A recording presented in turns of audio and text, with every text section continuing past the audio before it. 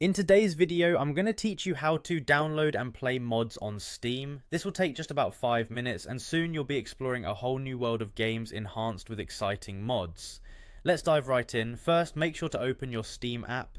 If you don't have it installed yet, you can download it from the official Steam website, as it's essential for this process. Once you have it up and running, head over to the login screen, click on login at the top right corner of the page to proceed. Now you'll want to enter your account name and password. It's crucial to ensure your login credentials are secure and recognized by the system, so double check that everything is entered correctly. With your details filled in, click on the sign in button. This action will direct you to your Steam homepage where all the magic begins. On your homepage, look towards the top of the page and find the Community tab. Click on it and you'll see a drop-down menu. From there, select Workshop.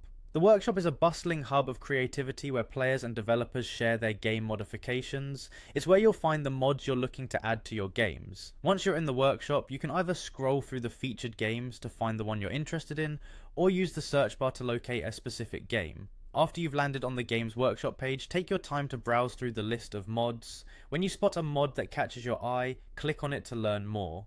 Each mod page will often have a description and some user reviews to guide your decision.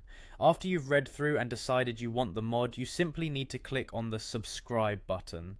This action tells Steam to download the mod to your library automatically.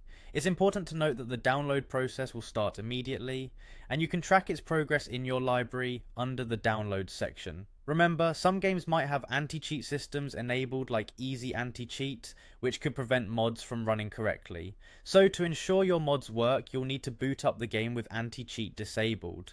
This option is usually accessible either in the game's options menu or through a separate launcher when you start the game. Finally, don't forget that each mod can contain additional setup steps, depending on its creator. Be sure to follow any supplementary instructions provided on the mode page or any prompts that appear during installation. Now you're all set. Explore and enjoy your enhanced gaming experience.